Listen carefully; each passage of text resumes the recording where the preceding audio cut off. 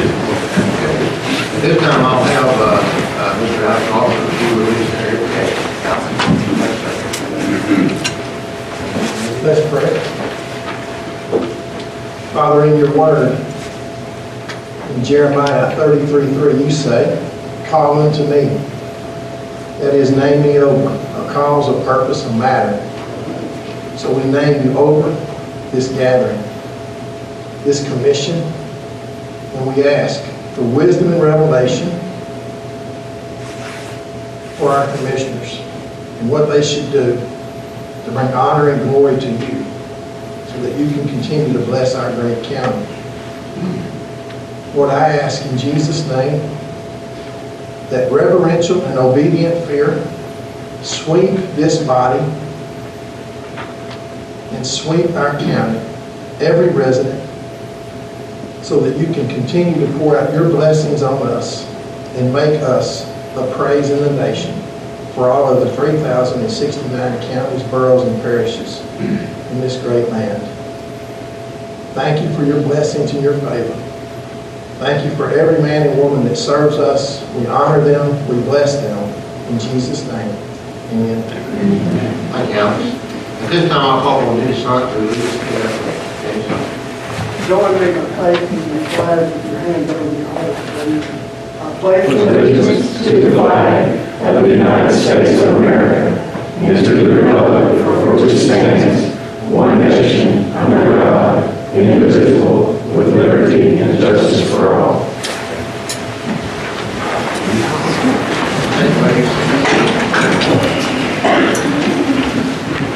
Appreciate everyone being here this evening. And at this time, I will ask for a roll call. Please, continue, please.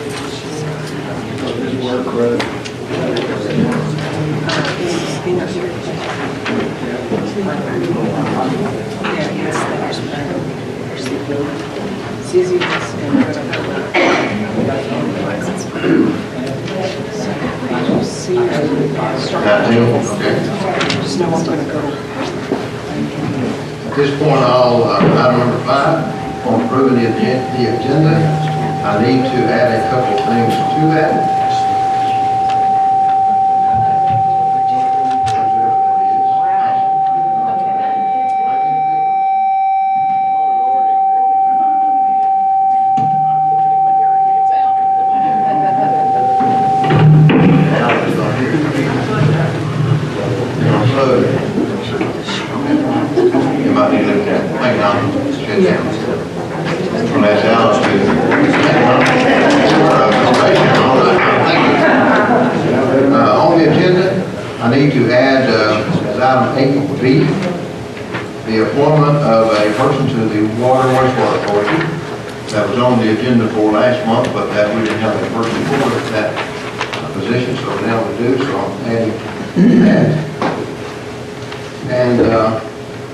I'll be adding down under 10,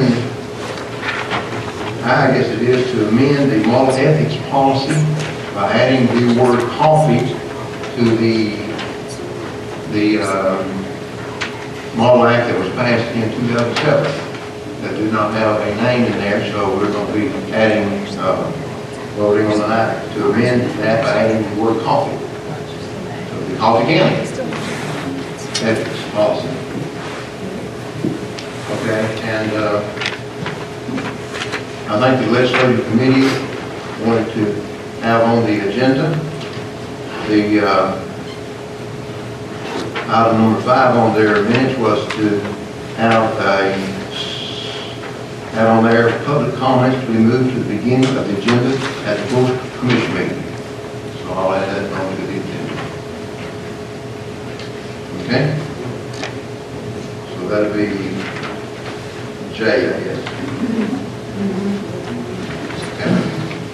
I have a motion to approve the agenda as amended?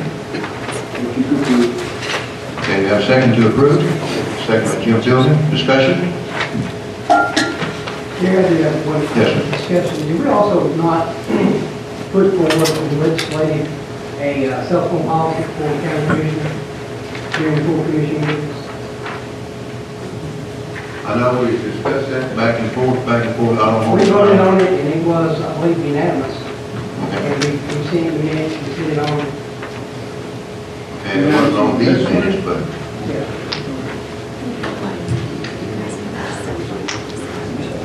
I think it's 2 meetings ago, we tried to remember what was on there. It was 2 meetings ago.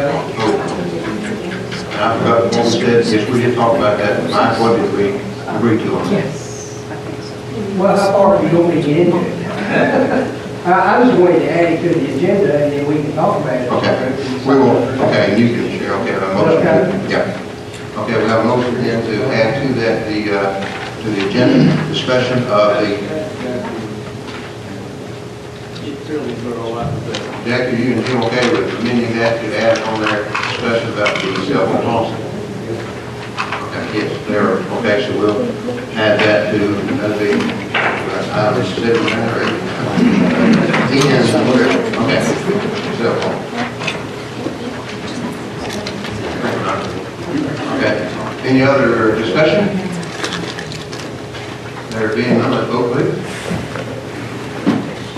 Voting on approval of the agenda as amended.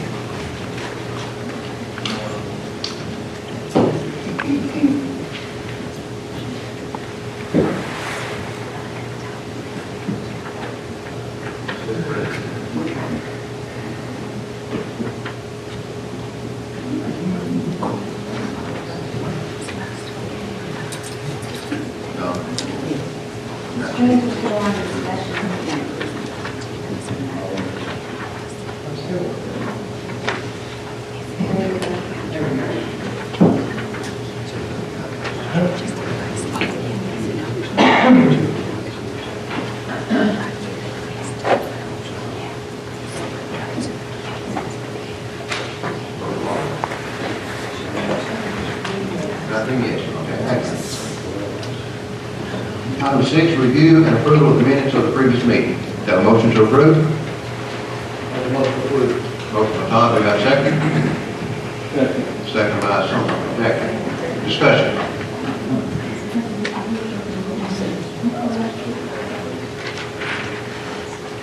Discussion. There being none, let's vote, please. Voting on item 6, review and approval of the minutes of the previous meeting.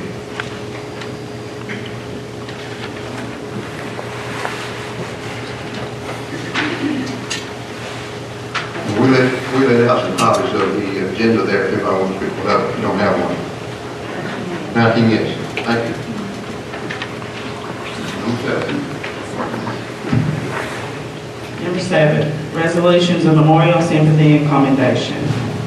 7A, Resolution 2019-22. Resolution in honor and recognition of Raymond Johnson Duke for his devotion and dedication to the citizens of Coffee County, Tennessee.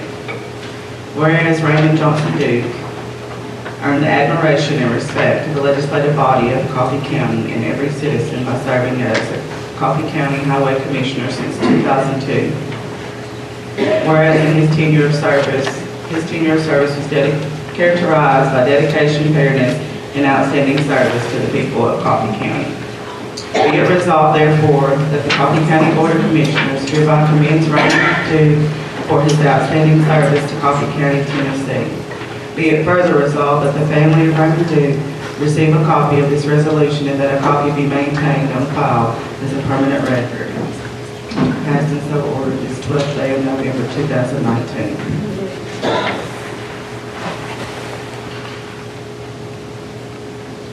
Got a motion to approve? So moved by, Carter, second by Hack. Discussion? And his daughter's here, and son-in-law, Tim, we're glad you're here tonight. And we'd like to mention that Tim's mother passed away last night, and we extend our sympathy. Thank you for being here. And thank you for your service all these years. Discussion? Ms. Bo, please.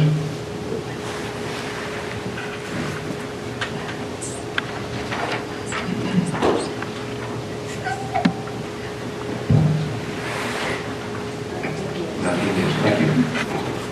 Thank y'all for being here tonight. Number 8, elections, appointments, and confirmations. 8A, notaries. Since Lean's not here, he can't make a motion, so I'll entertain a motion to approve the, thank you, Rosemary, appreciate you stepping up to the plate. We have a second to approve the notaries, as second by Margaret. Discussion?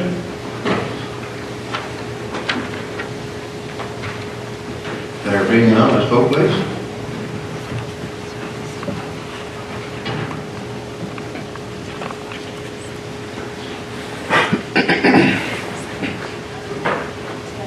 Nothing, yes, thank you. 8B, water wastewater authority. I'd like to place into nomination the name of Mr. Jim Fielding to add to that our authority list, the board, and authority, we need that person on there. Thank you. But, so I'll entertain a motion to accept the name of Jim Fielding. Motion by Margaret, second by Dwight. Discussion? There being none, let's vote, please. Appreciate Jim willing to serve on that board.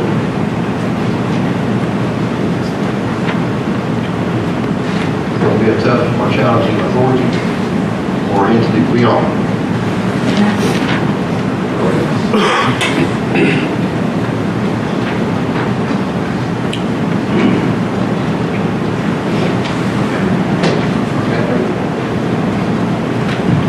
All right, 9, unfinished business.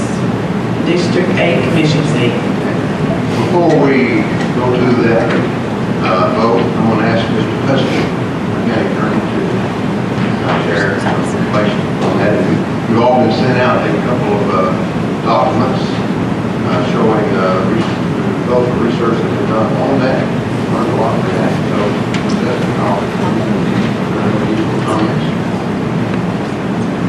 Well, I understand everybody got a copy of that document. There's a lot of interpretation that went put on a lot of the language on the ethics. But the practical matter is, at this stage, the bottom line is, there's clearly no restriction on one being appointed to fill the position. Any question that would arise after the services provided. And I really don't know anything to add about, other than what I put in the paperwork. That case that I cited, it just spells out that the code section was unconstitutional. Now, if a lot of people say, well, they really said that subsection C was unconstitutional. But when you read the case, it doesn't even mention C. It refers to unconstitutional subsection C. It said that code section, the number, and said since we have held that that code section was unconstitutional, we don't need to address whether or not the whole act was unduly vague and thus unconstitutional for that, because it's not necessary to decide the case. Once they decided that code section 114 was unconstitutional, they didn't need to address the rest of it. And that's our standard constitutional interpretation practice. Okay, thank you. At this time, we'll go into the vote then that we deferred, or whatever you call it, that we, right. I don't think I got that. In plain terms, is there a problem or not? There's no problem on electing whichever candidate you want. No problem. Okay. So that the chair recognizes Helen. It's only a problem after the election if, you talking to your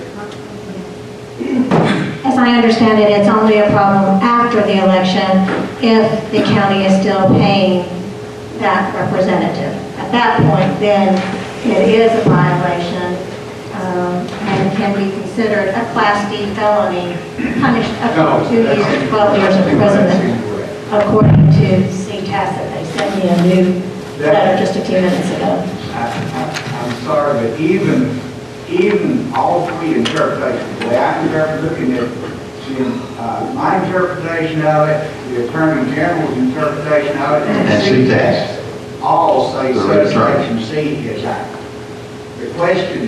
The only question some would raise was, since only subsection C was needed to be removed to make, that was the reason it was unconstitutional, why the rest of the section would not still be valid. But the Court of Criminal Appeals said section 5, whatever that number was, 114 violates each protection clause of state and federal constitution, that is unconstitutional. That's what it says. So it is incorrect to say it is under any of the interpretations that it would be a Class D felony or any type of criminal offense. I remove that. So says case law. So, back to this time, I'll call for the vote, and this will be a voice call vote. And I'll go around the room calling, I'll call on first Commissioner 1, and for either Mr. Brown or upfield. So, Commissioner 1, Tim Brown. Commissioner 2, 3, Tim Brown. 4, Tim Brown. 5, Mr. Keel. 6, Jeff Keel. Mark. Mr. Keel. David. Mr. Keel. Scott. Mr. Brown. Jim. Mr. Brown. Ashley. Dr. Keel. Right. Mr. Brown. Missy. Mr. Brown. Right. Keel. Tim. Tillman. Barbara. Jeff Keel. Jackie. Rosen. Jeff Keel. Okay. That'll tally the votes.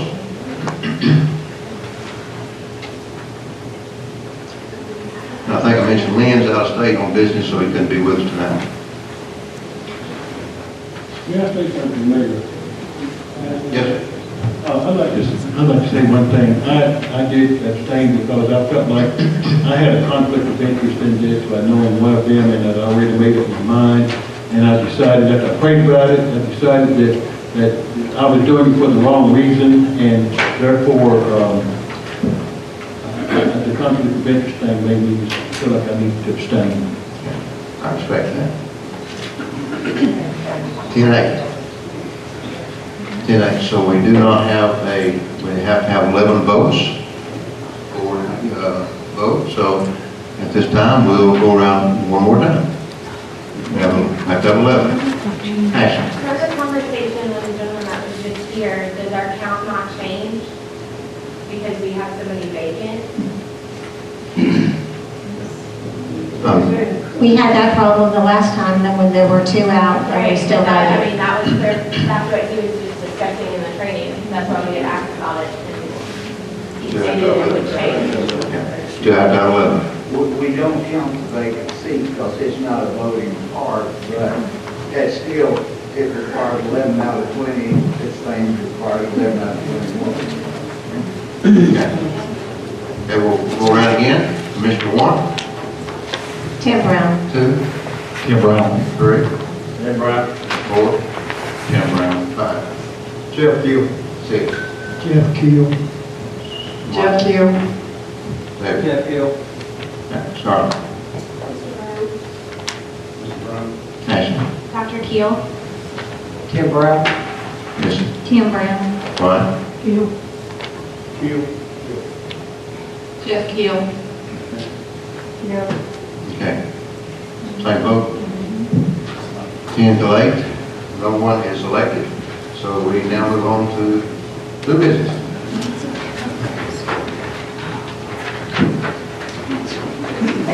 We'll So have- now here, 10, 8, who's 10, who's 8? Dr. Keel is 10. Okay. Now, 10, new business. 10A, 2020 Coffee County Road List.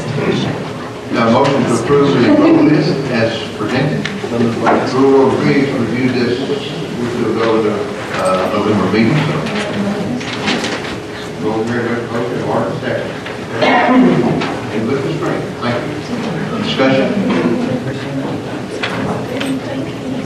Discussion?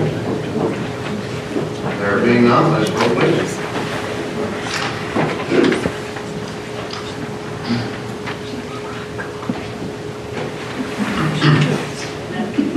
Nothing, yes, okay, thank you.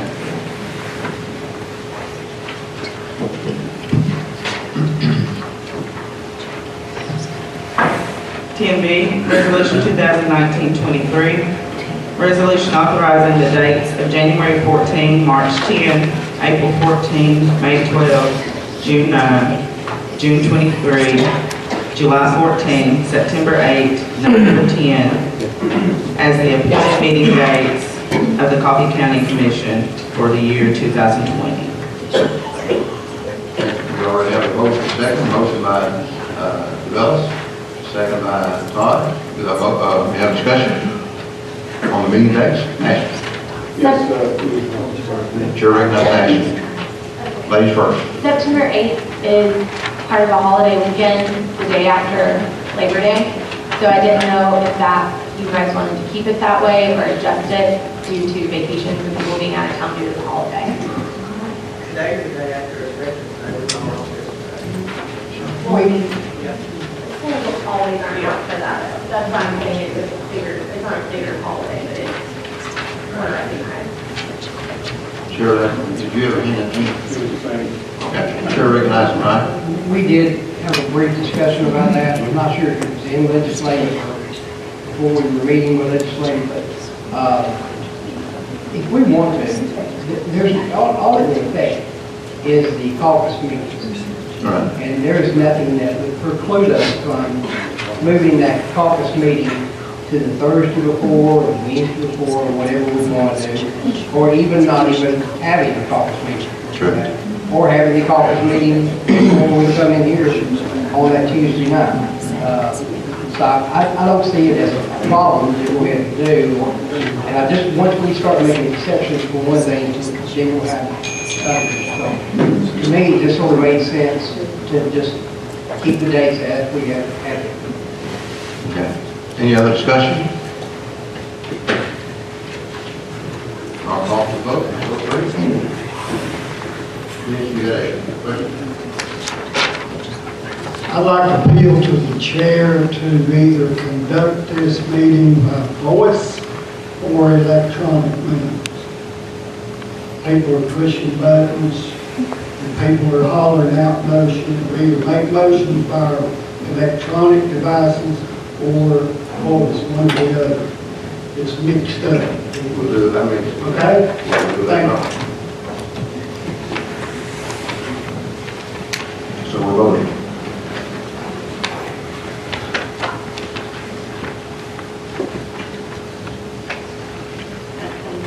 Nothing is, thank you.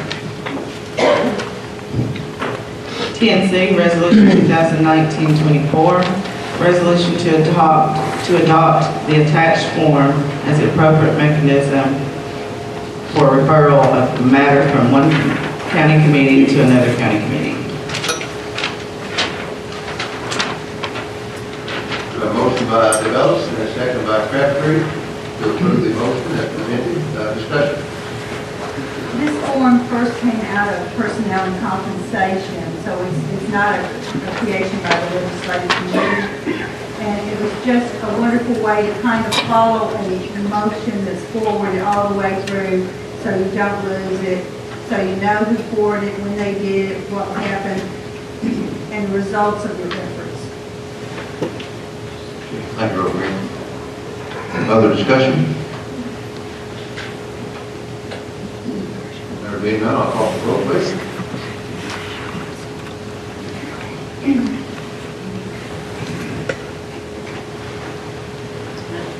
Nothing, yes, all right, thank you.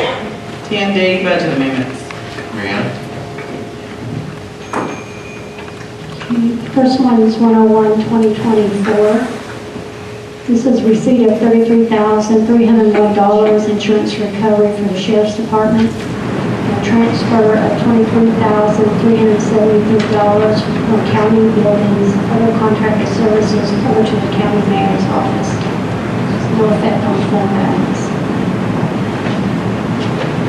Second one is 171-2025. This is a decrease unassigned fund balance of $44,731, increase in administration justice projects building improvements, $44,731. This is to paint the exterior of Coffee County Courthouse, decrease from $453,788 to $409,057. Last one, I put an amendment on Dr. Taylor earlier. The only thing different from what was in the packet was Rural Solid Waste warranties, different account numbers. It has the same effect on fund balance. This is to replace the equipment that they need. It's a decrease in the fund balance of $496,397. To make the new fund balance of Rural Solid Waste Fund $981,752. One school board amendment number 141-2022. There's 3 pages with no effect on fund balance. These were all approved by the Budget and Finance Committee.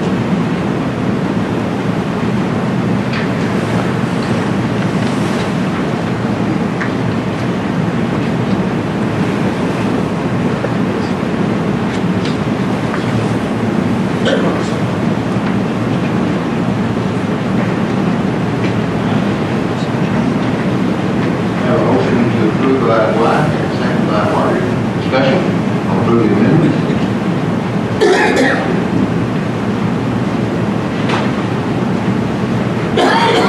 Discussion? Go. So, I got a question about the number 2, the county buildings. In here it says we're going to move those funds to hire a full-time person and a part-time person. Has that gone through personnel compensation to set the salaries and the job descriptions yet? Not the job, Heather's working on job descriptions. It was approved to create those 2 positions.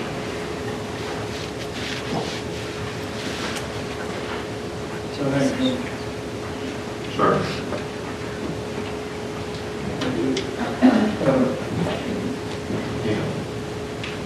No, Joey, I don't think that had come before us yet. Right, and if we're transferring the monies right now, does that mean we're hiring somebody? I mean, I know Budget and Finance approved it to transfer some monies, but personnel and compensation, I know we haven't, I don't know what we're doing with it. Tim, that was presented there at the meeting early before Budget and Finance got there.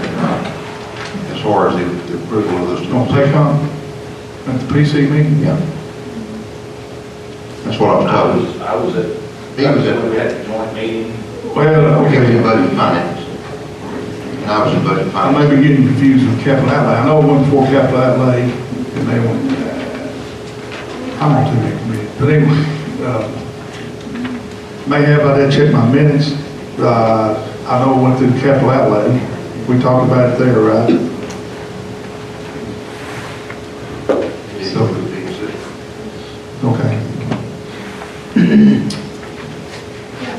2 positions have been approved, and within the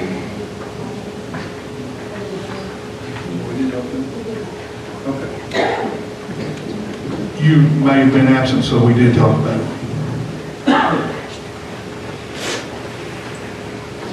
Thank you, Ashley. Any more discussion? We've got a dollar amount approved inside of that line item transfer we've got in all to the position. Got other discussion?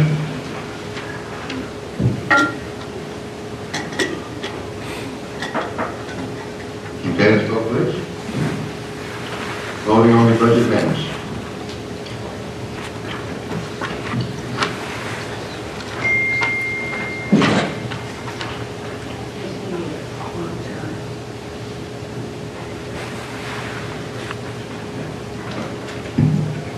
All right. 10E, Resolution 2019-25, a resolution by the County Commission of Coffee County, Tennessee, to adopt an ADA transition plan and self-evaluation that includes an Americans with Disabilities grievance procedure as a Federal Highway Administration subrecipient of funds from the Tennessee Department of Transportation. Our engineer Scott St. John that we utilized for that study, worked on that on and off for months. That's been a long, long process, and I'm sure glad to get that done. We're required to send that to state by December 31st, and he got those final packets to our office late Friday, and so you have one, and that has been vetted and reviewed by Budget and Finance, and the estimated cost on that is about $377,000 over a 10-year period. In comparison, you know, and all counties across the state are doing that, and cities. I know Manchester, thankfully in this case, we didn't have roads to have to upkeep and sidewalks and all that, and ramps. So their cost was about $2.8 million that they're looking at over 15 years. But our cost is about $377,000, as I remember. And in the material on that, those tasks were assigned priority 1, 2, or 3. 3 being the least, you know, you can do that later. And but we've had a review done of all county buildings and with code department and so on, and here. So that's that report. So I'll shut up and let you, I'll entertain a motion to approve that. Motion by White, and second by Jackson. Discussion?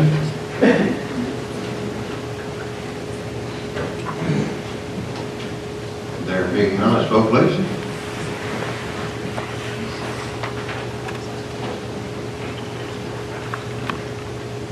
We will send it on to the state and have that on our backs.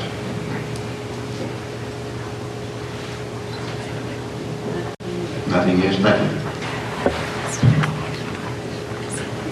10F, Resolution 2019-26, resolution to adopt an archives and records management fee for documents filed in Coffee County Clerk's Office. A motion by Helen, do we have a second? Second by White. Discussion? Tilden.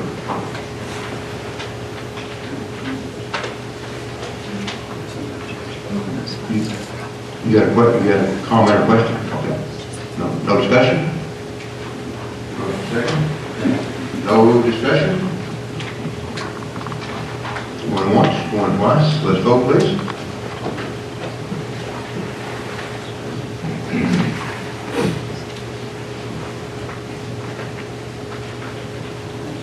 Vote here, 19 yes. Thank you.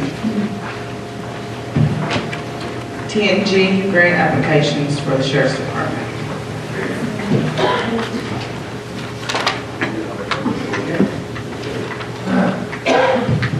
You have in your packet 2 applications that were presented by the Sheriff's Department. They were approved by Budget and Finance. If you have any questions, you can ask the sheriff. Motion by White, second by discussion, questions?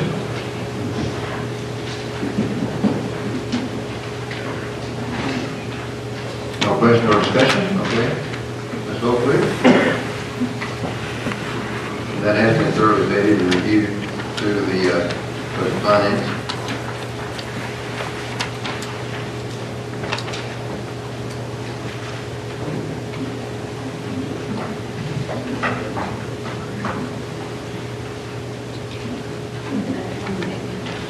Acting yes, okay, thank you. 10H, resolution, I put 2016, 2019-27, resolution for delinquent tax attorney compensation. Motion by Helen, second by Charlotte to approve. Discussion?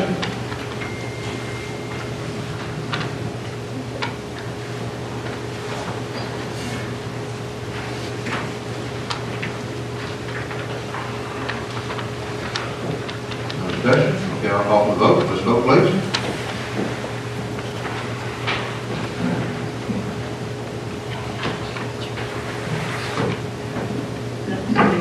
Acting yes, okay, thank you. 10I, amendment to the resolution for the ethics policy for the county. This policy was passed in 2007.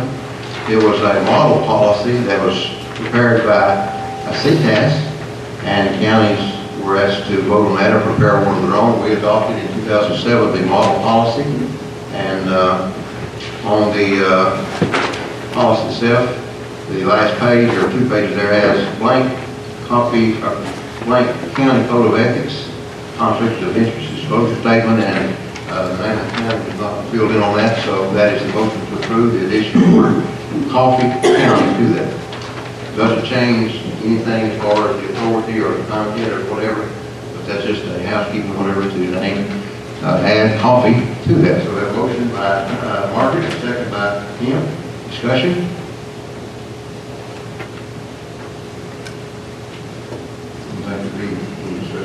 Okay, let's vote, please.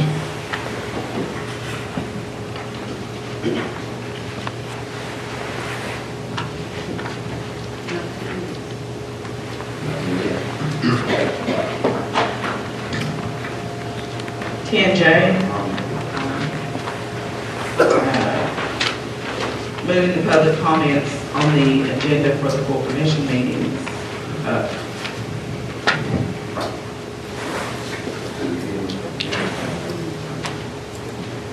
That would require basically revising the procedural rules, but we've had that set by the commission for years, and then be changing that item from bottom up to somewhere on top.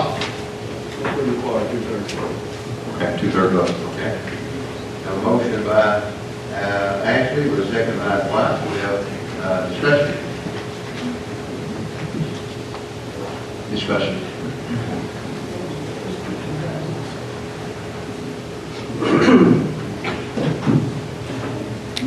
Yes, I would like to just clarify what will the rules be.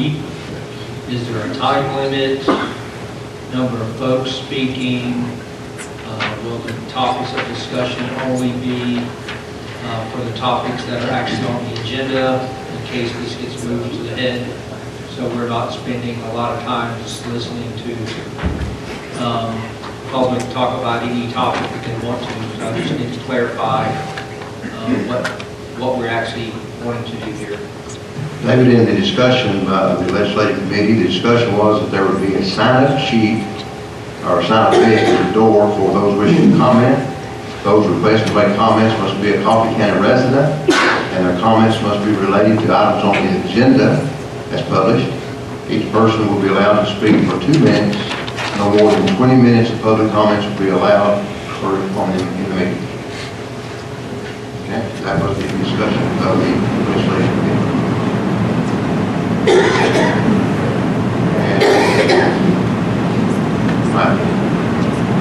I was just going to also clarify that. I had seen not too long ago a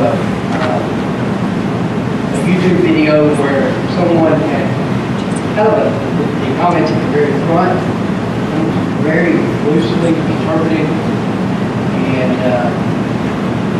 one particular group went in and sung a Disney song before the county commission for about 3 or 4 minutes. So I figured while we may be music lovers, we didn't want that happening in ours. That's why we put that it had to be items on that particular agenda that night. We're going to be free so they can, in 2 minutes, make their comments and give time for others to make comments at time as well. You know, somebody stays in meetings, and only one person having the opportunity. And the other part was just simply this: if there were items on the agenda that someone did not get a chance to discuss with their commissioner or with the commission at all, this would be a chance for them to do that before we vote on something instead of after we do. I sort of saw that as proactive as opposed to reactive with regard to our audience and citizen participation in this. That's the reason behind it. I would ask the question as far as where to include that if the commission votes to approve that. What item would you want that to be? Would you want that, for example, after 8 on elections and before 9? Or would you want that? But we're not, or the agenda's number 5, you want it before number 5? I would think at number 5, after the roll call. Okay.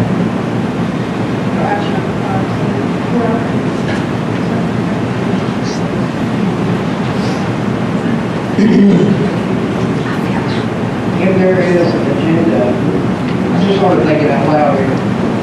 If there is an agenda set, then if something is brought to our attention, we can't add anything to the agenda. Sorry? No, that's not referring to amending the agenda. Yeah, go. Okay. After we approve an agenda, and people speak, and, well, maybe we need to add this to it. We couldn't amend the agenda to make an addition With a 2/3 vote. by 2/3 vote. And once the agenda's been set, change the agenda requires a 2/3 vote. Chair, I recognize Nancy with the one on the screen. Oh, well, you're not, but I see the one here. So, okay, that's fine.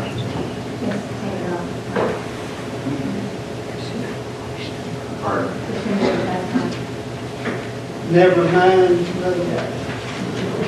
I was gonna ask, are the rules for this public comment gonna be included in this motion, or is it gonna be handed back to legislative, them, like the 10, people, 2 minutes, and the things that you mentioned, should that be included in this amendment?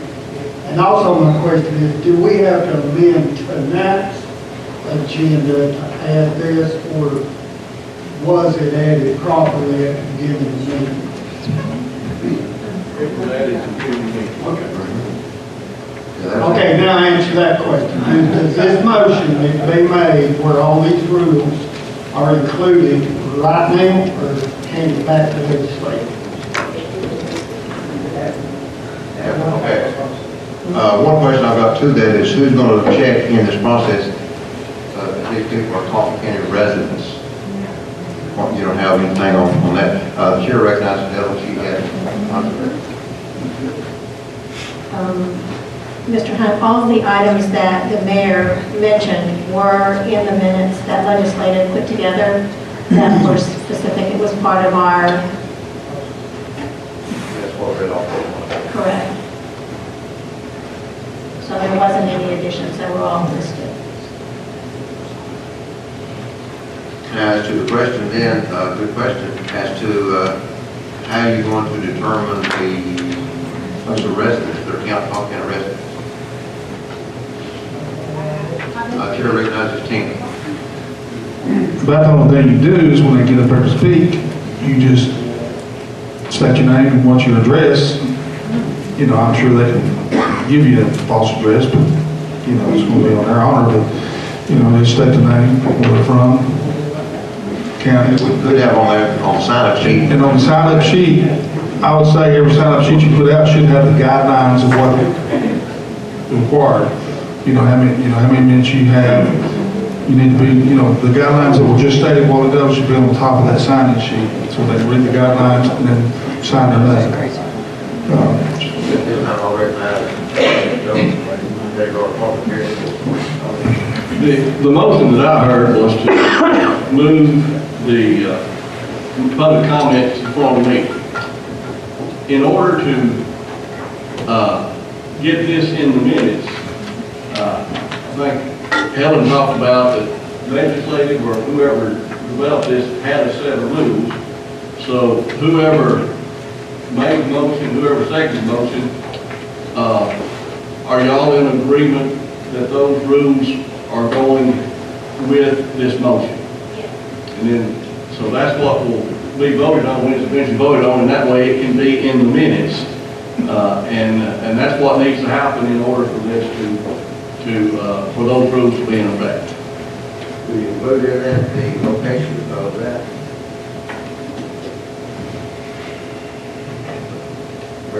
Anything that you want in the minutes needs to be specified in this motion. I think, Lance will be first, but I'm not sure we have to get real deep in the weeds on the rules right now. I think we can probably make those up as we go. If we see we're not doing something we wish we had done or whatever, we can change later. I don't know that we have to be bound by a set of rules right now, but I think allowing the public to speak toward the front is good. Having been to Tullahoma meetings and the county meetings, the public feels like if I don't get the chance to say my part before the vote, why bother at the end when it's already decided? So I think we ought to try it. If it gets abused, we can do something different. Chair recognizes Ashley.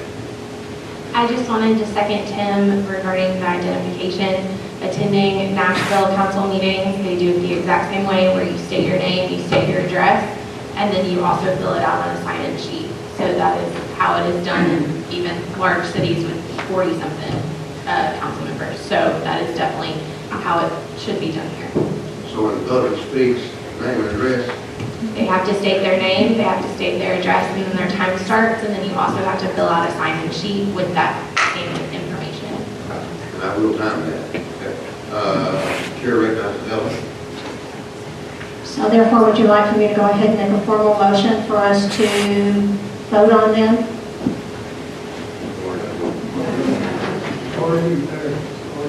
We're going to have a motion by Ashley and a second by White.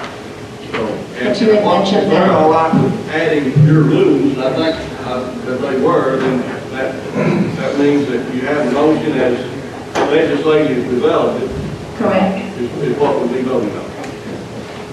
But in the statement on food, they did not state as to where to locate this in the agenda. That needs to be established in this motion. What's that?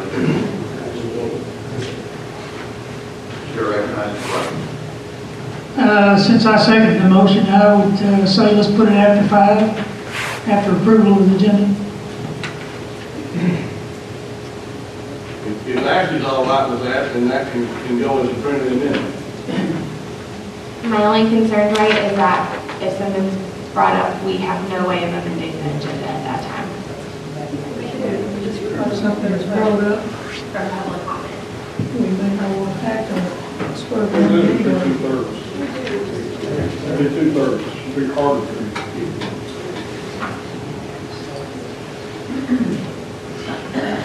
I'm a little leery of acting on things that just come up without doing a little background. Okay, I support, Dwight, I support all of the rules that we set forth, including the identification aspect as well. Including The identification aspect, where they state their name and address as well. and the location after the agenda. Yeah, I'll support that. After the time, right? Chair recognizes County Attorney. Commissioner Miller mentioned, if I followed it correctly, maybe not getting down in detail so much now, but work on that later. What's crossed my mind, since what it looks like you're voting on is something that's going to be changing our rules of procedure in the book, require 14 votes. I'm wondering if you really want to tie those individual procedures to that, so it takes a 14 vote to amend, because you're going to have some things you're going to want to allow more time for. You're going to have some flexibility. And so I would think if you're going to put that in there where you ought to put in that the chair has some flexibility on the times and stuff like that according to the issue, or you're going to get locked into something, you have to be voting to change your procedural rules in the commission meeting to adjust those. And I think Mr. Miller has a good point on that, that you kind of develop separate from the actual order that it is in the procedures you need.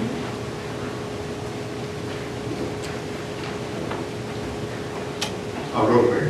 We have a question that was raised. Okay, if we do it, if what they're speaking on is already on the agenda, then if we approve the agenda, if they speak after the agenda is approved, it's not a problem.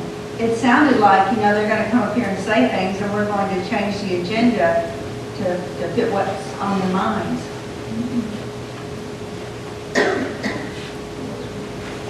Sure, very nice to watch. We'll cut this off here pretty quick. I agree with Mr. Husky. I don't think we need to tie these rules to it. That gives us more flexibility if we see we want to change. I think that's a procedural thing. But if we just start moving it up there and start out with the recommendations that legislative does and see how it goes, but not make it a part of this vote.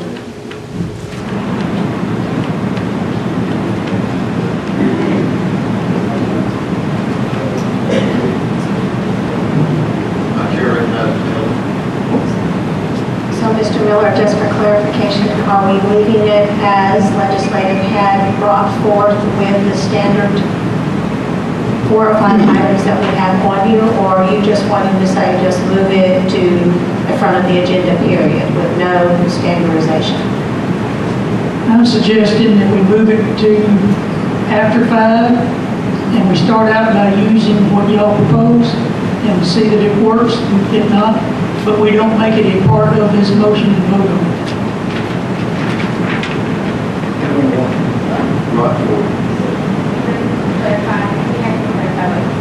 Chair recognizes Ashley. Helen needs to help me because I'm very fixed. So basically think of it like 2 different things. Like we're making a motion to move it up, but the motion will only cover to move it up in the agenda. However, moving forward, since it will happen moving forward, we'll follow your rules to see how it goes, but we're not going to make that part of the motion, so we're not locked into it. Just making it a little non-motion. So now, for clarification, what is the motion? Now that we're, to move it up, are you going to put in those items on the, No, so the motion is to move public comment to, it would be number 6 on the agenda, and that is it. or does that not have anything regarding the sign up? Not part of the motion, essentially.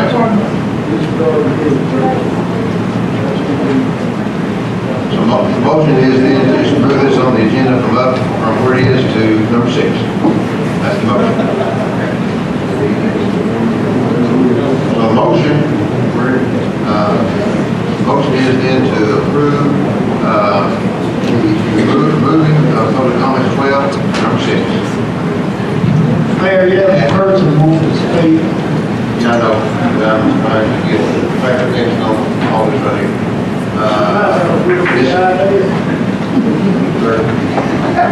Miss. I just have a question. The way it is right now, the people that are residents of Coffee County get to speak in public comments. There is some people that own land in Coffee County or businesses that aren't residents here. How does that affect them if they want to get up and speak?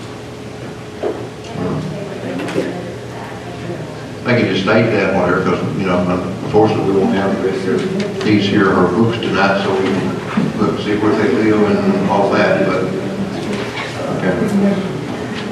Good point, because they do have the property here, whatever, but we just have to work through that. Chair recognizes Mike, and we'll cut this off and vote. Mike? This is again for clarification. I understand what we're doing, we're just moving it up. And we're saying we're not going to attach these rules, but we are going to use them. That's right.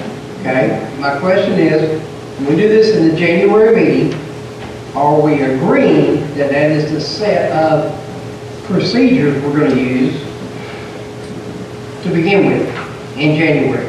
Or in January, we don't have a procedural rule, and they can get up, they can speak for an hour and a half.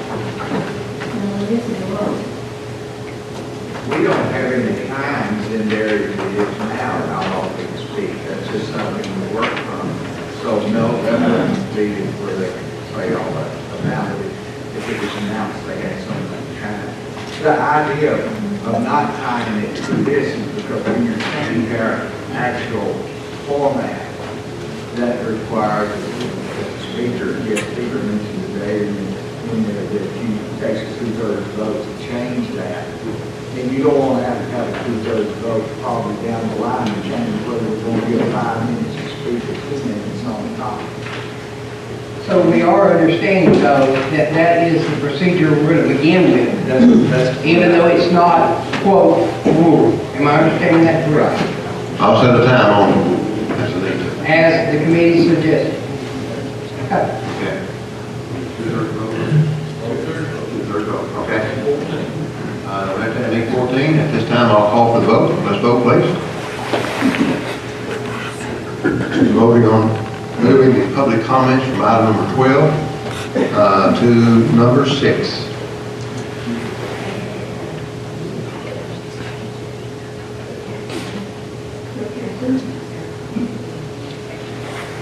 Hello? So 2/3. It passed. 2/3 okay. So the motion passes then. Now on the January agenda then, that will be moved to item number 6. Public comments. Next was on cell phone, and Mike, will you state what we covered? Yeah, from the previous legislative committee, the idea of some sort of policy for cell phones had been voted on and then re-looked at. I think there was some concern about communication during commission meetings, etiquette, things of that nature. What we decided was simply a suggestion or a proposal to ask the commissioners to put their cell phones on silent and not to be using them during the commission meeting within reason, again. One of the things that had come out was just banning, and there were several of the new legislative committee members that were concerned about that. Complete ban, because I have an 81-year-old mother. She would pass out if I told her age. Please don't put that in the records. But I'm the only child, and when something happens to her, it happened tonight, and I had my cell phone off, and I could not get to her, that would be a problem. Yeah. And I think most of us with children. You gotta take care of mom. And yes, sir. And other people had that concern, but we felt like maybe we did need to address cell phones and cell phone etiquette. There are times as dentists, and I talked last night in the rural caucus that there may be something we want to look up, ruling from a previous commission or from another area, and that we might want to use our smartphones at that point to do that. And I think that's appropriate. But I think we just basically wanted some sort of policy that said we need to keep them on silent. We need to check that when we come in here. And it needs to be used in a professional manner. And I think that's about all really you need to be able to have it written down as. So you submitted a motion then that the cell phone usage, we stay on the silent and use in a professional manner. Yes, sir. Is that stated properly? Yes, sir. Got a motion to that effect? Motion by Helen and second by Ashton. Discussion? Again, the motion is to, on cell phone usage to stay on silent and use in a professional manner. Chair recognizes Mr. Brown. You know, one concern I would have that might need to be added to that is once deliberations start among this body on an issue or an agenda item, that deliberation should be between the members of this body and the members of this body only. So it should be one of the members of this body on a cell phone in communication with somebody in the audience or someone in the community regarding the issue that we're in deliberation on.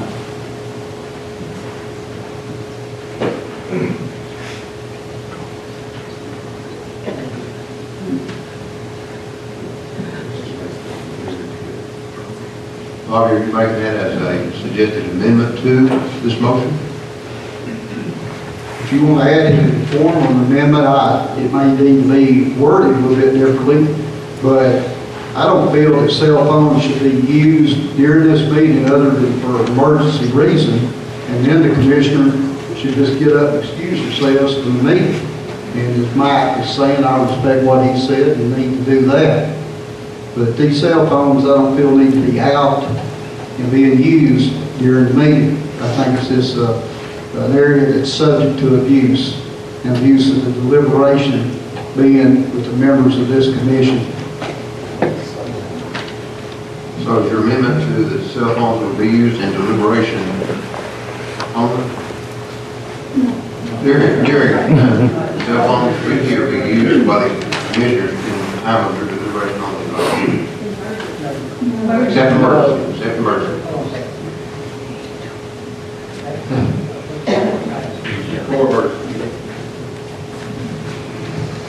Yeah, the amendment basically is that cell phones not be used during deliberations between the members of this body. Okay. Okay. How does that differ from the motion?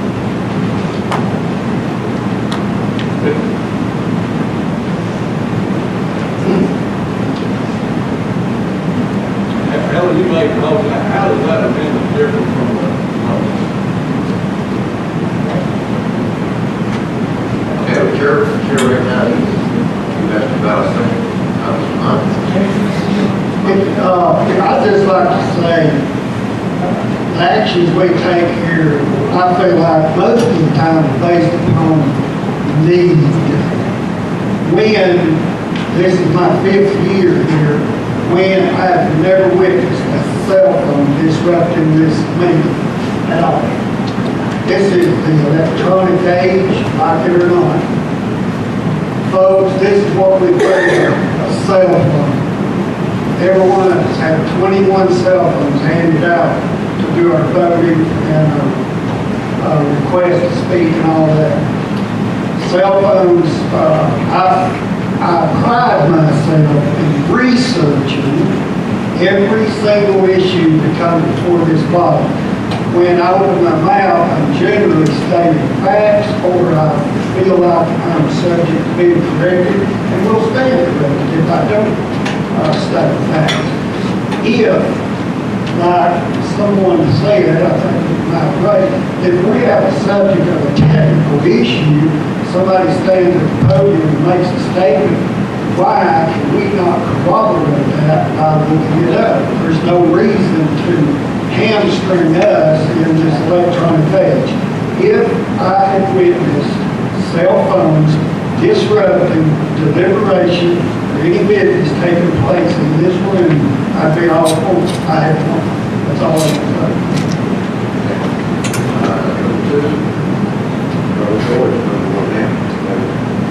Yes, sir, the only comment, asking a question. You know, this started off as an ethics rule, so we have an ethics policy on the rest of the cell phone use. Right now, I'm running my brains trying to think of the county body, but I know just adding this tonight, and we're trying to figure out tonight, I don't think it's the appropriate thing to do. I think this needs to go back to the appropriate committee and figure it out and bring it forward to the group. Because we're just sitting there just back and forth, and it's very confusing. Okay, the chair recognizes Ellen, and Mike, and then we'll vote. Ellen.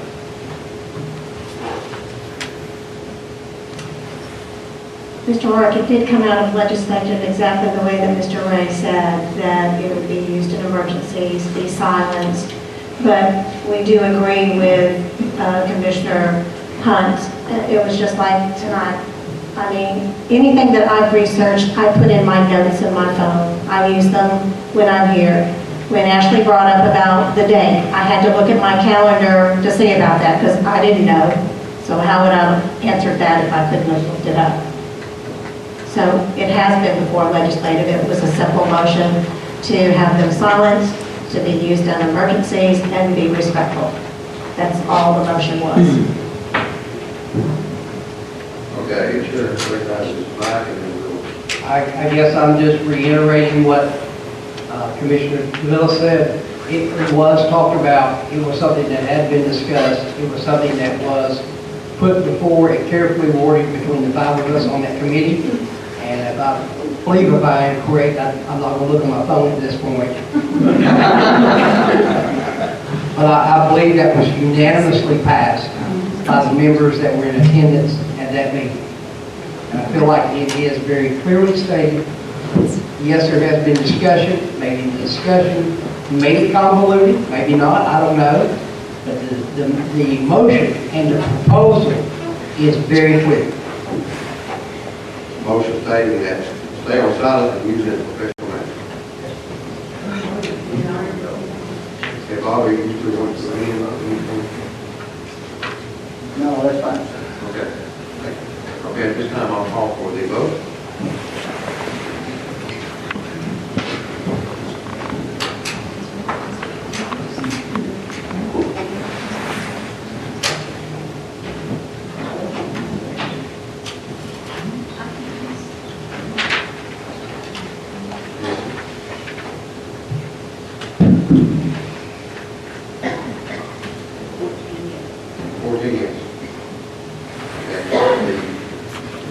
Motion passes, okay? Okay, reports and standing committees. Budget and Finance. I guess we get to this every month, and I guess my feeling is probably the same every month. We send out our minutes as quick as we can after the thing and try to state everything we're addressing and have covered. So unless someone's got any questions, I won't go over it again. Capital outlay. Everybody said to stop, but it's going to take a little while.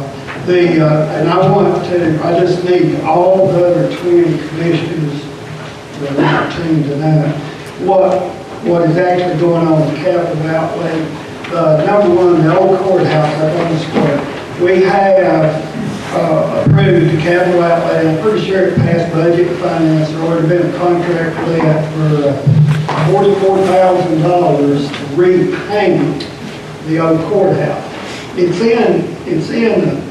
actually in a sad state of repair, and it is a bit of history.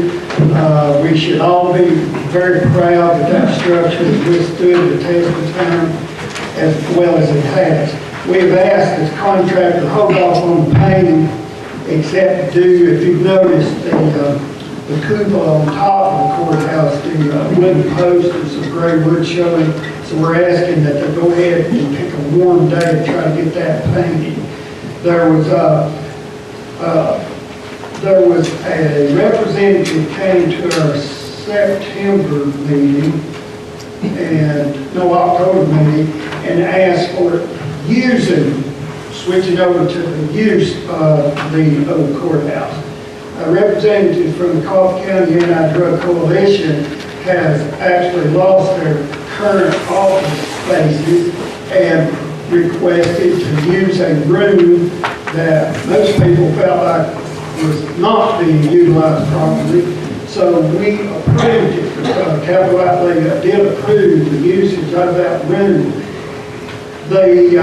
One other member of capital outlay and myself went up there. That would have been Commissioner DeVellis. We went up there and get a walkthrough, and the room that we approved is actually used for court with ADA requirements. Does not allow the courtroom upstairs to be used. A lot of people don't even know court is still held in the old courthouse, but it is. So having did the walkthrough, we reiterated to the individuals with the Coffee County Historical Society, which has created a little conflict there. Commissioner Cabela's and I both reiterated the fact that we did not think they had full every square inch of the first floor.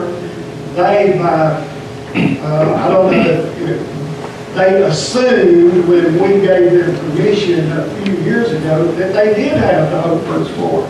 So the mayor got his ears chewed on, and he and our building maintenance supervisor have come up with a vacant room in this building that we hope will suit the needs of the Coffee County Anti-Drug Coalition. We did not change our position at capital outlay. You know, if something changes, that may differ. We just hope it all works out for everybody involved. And it's, this room back here will be larger than the room that we use. Okay, I understand that. There was also Bill Nichols requested to put a picnic table up there in the courtyard. We addressed that. I'm not sure. We didn't know what kind of picnic table was going to look like. Is it a hazard for kids to get hurt on? Then there was another commissioner,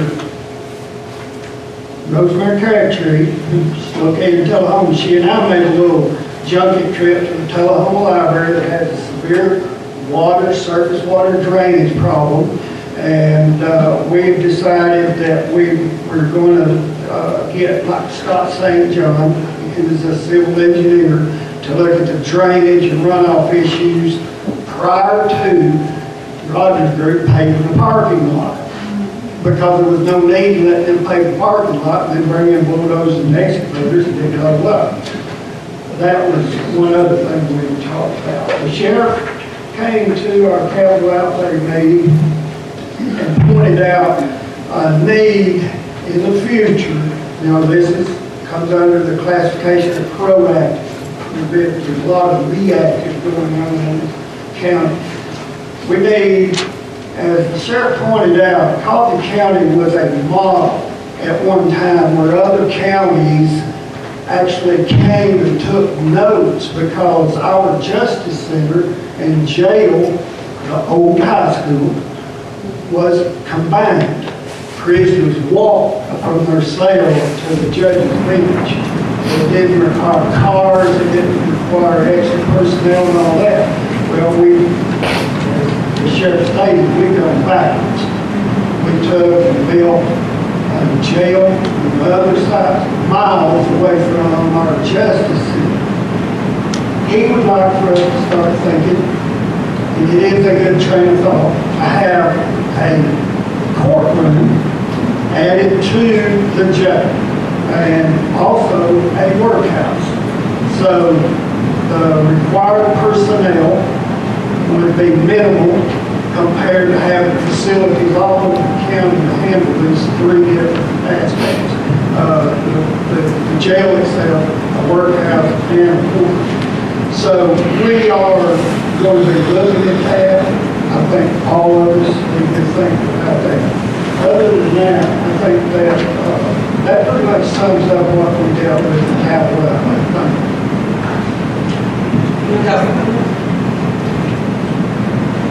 Yes. In relation to the County Historical Society over there that has 5 offices on the first floor, it just seems to me they're first ungrateful for the county allowing them to have that much space. Square footage is a lot. They complain a lot if you don't paint it quick enough. They're quick to complain about the things we don't do, which is unhealthy.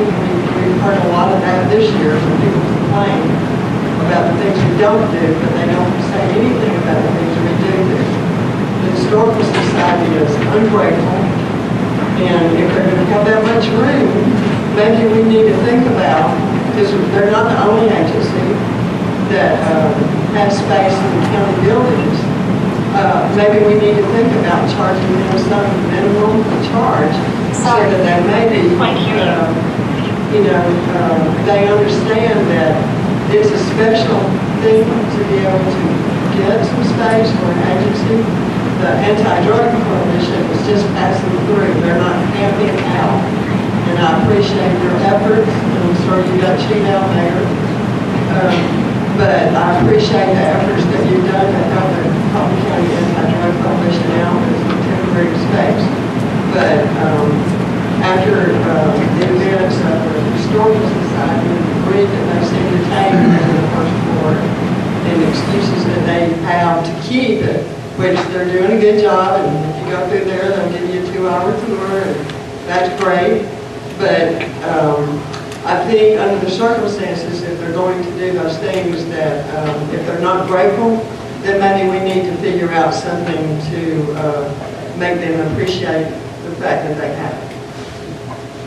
May I just real quickly, Mayor, I'm sorry, but in response to that, with the Historical Society, I don't know if they're basing their occupancy upon implied or perceived permission. I didn't get that far. So we have, the capital outlay has asked, requested that the mayor draft a letter to Coffee County Historical Society that they initiate the application for grants that will help with the painting and maintenance of it. It's the least they can do, in my opinion. The research says that the Tennessee Historical Society does have money for restoration grants, and the application must be made in December of this year for grants to be given out next year. Won't be much money, but that's what we've asked the mayor to do. His office needs to request the Historical Society to initiate this application process.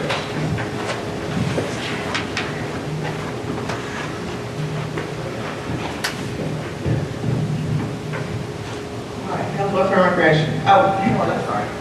Chair recognizes Ellen. I was just going to comment on the grant, because that was one thing that we had talked about. All right, Councilor for Recreation. We did not meet, we had to cancel our meeting at the last, on the fourth Tuesday. Key people could not be there, so we canceled at the last minute. We first scheduled to meet over on the fourth Tuesday of each month at 5 o'clock. Personnel. Yes. Councilor for Recreation. So I would just like to recognize somebody who is in the audience tonight that attends a lot of the health, welfare, and recreation meetings, and she is also a big part. Samantha, can you please stand up? I want to thank her and Karen, who could not be here tonight. This lady and Karen absolutely need a round of applause from everybody for what they do.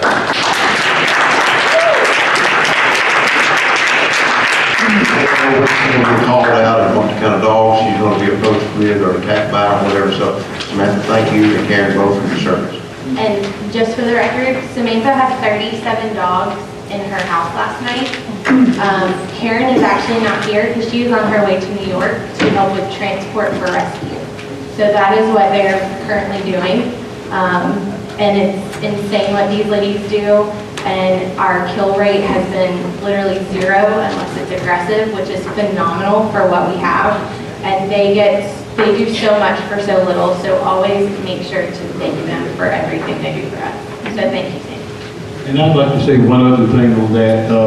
I didn't see, I caught a glimpse of Samantha when she came in, but I didn't realize that they were going to be staying. But I just want to say how much I appreciate their service. They have been excellent. You know, I've been with Animal Control with the county for several years now, and we just I think it's being run better now than it ever has been run. I know this for a fact. So I am grateful to you too that the news, the TV stations are not being called on us anymore. We've had problems in the past. People think something's not going just right. They would go out on Facebook and do it up, you know, and make the county look bad. But we've always tried to maintain, you know, a great shelter. But now I think it's being run better than ever. So thank you. Kudos.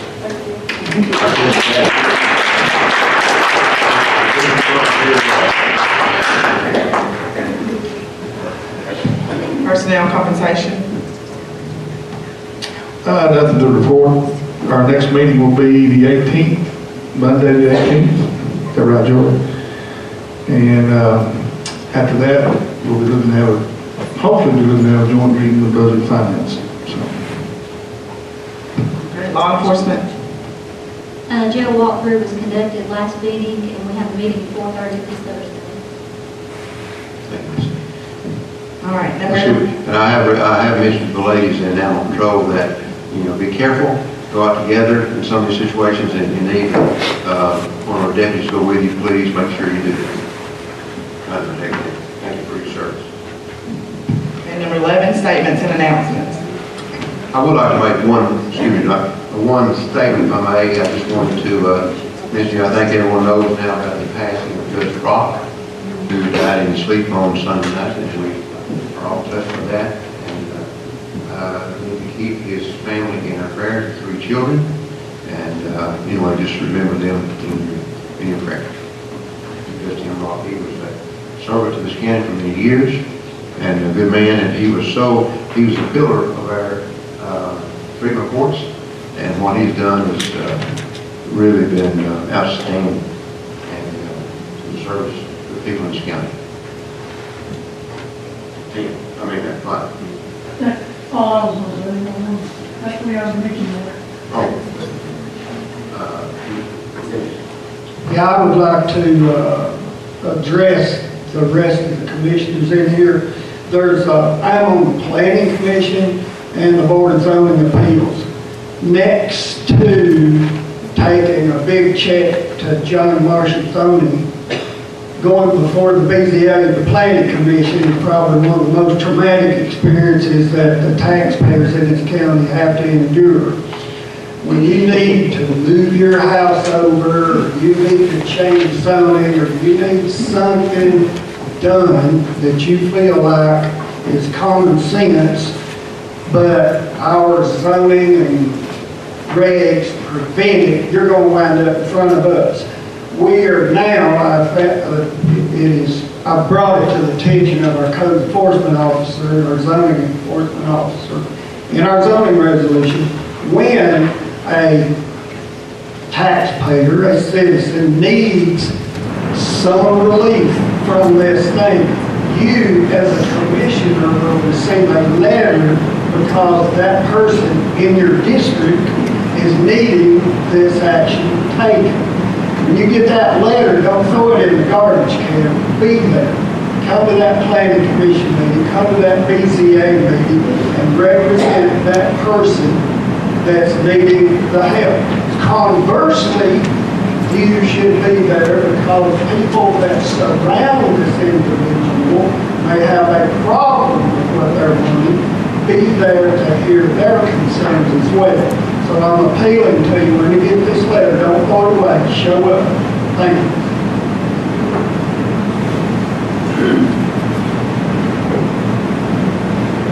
Anybody else? Do you need a report from legislative? Yes. Sorry. You did everything out here. Most of everything from legislative was already on the agenda for tonight. That we either passed, approved, or amended. The only one other thing that we needed to comment on was that had to do with the ethics resolution that we corrected, that the mayor was going to pass all of those out to all of the commissioners. And also there was an additional form that CTES says that we're supposed to be completing anytime that there's any compensation, gratuities, anything that you have done that you've been paid for or not supposed to be paid for. So those forms will go along with the forms that he's going to be emailing out to everyone.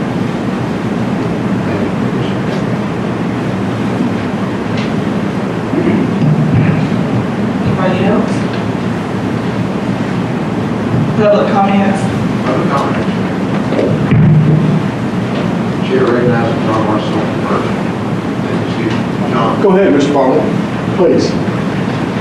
Okay, Chair recognizes I just got a few quick words to say. I want you all to consider how important you are to your individual districts. I'm a voter in District 8, and I was just hoping there would be some way that we could get a representative in District 8 at the next meeting. I wish you all could all consider get together whatever you do. This will make the third commissioners meeting, next meeting, that District 8's not going to be represented. And District 8's a fairly good sized district. And I just hope you can find a way to get us represented. Thank you. Thank you. We'll put it on the agenda next time. Don't forget that. Chair recognizes John Marshall. Mr. Chairman, it's been 8+ years since Coffee County has had to choose a delinquent tax attorney. And I'd like for this body and everyone here to recognize Mr. Robert Husky for his 8+ years of service.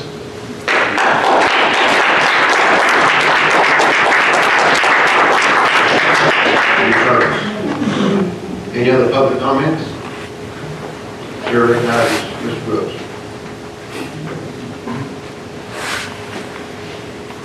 To kind of back up what Mr. Bartlett had said, I'm not a District 8 resident. However, there was a time frame that the body was supposed to have chosen a representative for District 8, and we've gone beyond that. Now we're pushing that even further.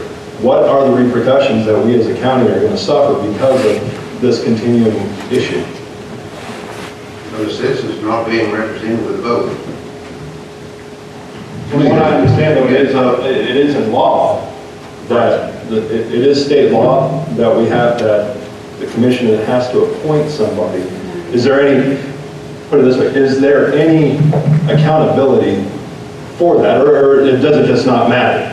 We've gone through the process as outlined in the statute to go through the process of nominees and votes according to statute. I'm going to throw the basis of my concern is if there's going to be some sort of penalty to the county, be it monetarily or whatever, obviously we the taxpayers are paying for that. What is that penalty? I'm just We've not been able to determine any penalty at all. It doesn't state any penalty. Thank you. It says do it, it doesn't state any penalty. I'd like to ask a question on that, pertaining to that. Would it be appropriate for District 8 to give us their recommendation of which one they'd like to have, rather have? Well, we're having a primary in March, Mr. Donner. Yeah, I know, but I'm just saying right now, you know, to make it, to help us, you know, we're split on it. Everybody's got their own corners they're going to, and it seems like if we could get some kind of official recommendation, if you're going to vote for it, you know, election time, so could you do a little vote between yourself now and recommend to us? Jackie, I live in District 14, this is my commissioner, and so that's up to the folks in District 8. I mean, I agree with you, but that happens on ballot come primary time. That's when they would vote. I know, but you know, they give us a recommendation down, it would help us, I guess. I agree. I see where you're coming from, however, it hasn't been released to the public for District 8 to have representatives to come in and speak, so that would not be a fair recommendation to hear them right now.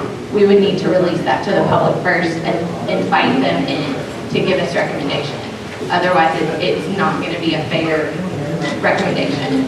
I guess the fair would be then when they do have the primary in March, then at that point in time, the whole community of District 8 will vote on who they want instead of us. We're going through the process as we're required by statute to do. Put it to the commission to make the vote on that, and it's your call. Chair recognizes Marvin. Mr. Bartlett, I'm in District 7. If any of your people in District 8 have an issue, I will be glad to help them with that. you can tell them to call me, I would be glad to help them with any issue they might have. Any other comments from the public? Going once, going twice. Chair recognizes the sheriff. Mr. Mayor, I think it would be without to recognize our former road superintendent passed away last week, was buried in Calvin Bush. Please keep his family in your thoughts and prayers. Thank you, Chad. Chair recognizes Jim. I just had a thought come to my head. You talked about asking the public to come in for comment as to this open seat. And I do think that it's probably better served to the community if it's voted on in the primary. However, I do see a problem that Benton said with it being this next meeting and the third meeting that District 8 has had no representation. Is there a process that which the mayor or the commission could appoint a temporary representative to sit in the chair 8 seat until the public could vote on it? I know nothing in the statute to allow that. We can check on that. That's what we're trying to do now. Yeah, that's what, yeah. My point is that I realize that you're kind of in a situation here, but I think it is necessary that something is done before the 90 days. I think you're already past the 90 days, is that correct? 120 days, we're past that, yes. Chair recognizes Dwight. I just want to ask the audience, would you rather the commission appoint you someone or wait 4 months and you select your own? Because I guess my way of saying it is you're getting represented. Well, I thought it was this morning. Yeah, this election is spring. Yep, March. It's just a primary. That elected will serve until 22. If we appoint. No, they're gonna be elected If we this appoint them, they'll serve, whether you want them or not, until 22. If you wait till March. Right, that's fine. And vote your own will for the primary, which would you rather do? I think, Dwight, I don't know if there's some sort of a little bit of confusion. The primaries in March, general elections in August, and in November is when, because that District 8 seat will be on the ballot for the March primary. And so the commission is required by statute to appoint, in the case of the vacancy, the commission is required to appoint somebody temporarily, obviously, to fill that vacant seat to represent the citizens of that district. Once people go through the proper channels in the process to get themselves on the ballot in a primary and then go to the general, once that general election is done and the people of that district have voted for their commissioner, that commissioner will take that seat in November, just like everybody else. It would be August. September 1st. September 1st, and then they will have to go again in 2022 as well. So the seat will be voted on in 2020 and in 2022 as well. But you're still not nervous. We want to serve up the bingo.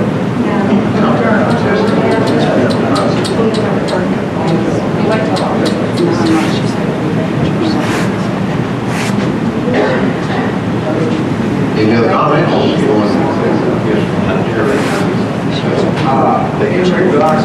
In regard to concern about the commission not following through, they are following through. Typically, they do votes the other time, they're doing it now. And that's in compliance with statutes, but there are other statutes that say what vote it takes to do it. And each individual commissioner has to make their own decision on votes. So the votes come as they make. If they don't match up to the numbers, the vote fails. And so we're doing the process that's required by law, not ignoring it, we're doing it.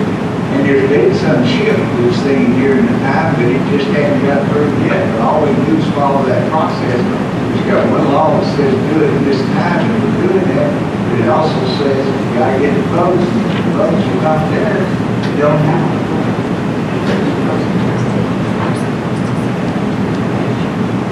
Okay, at this time I'll entertain a motion for adjournment.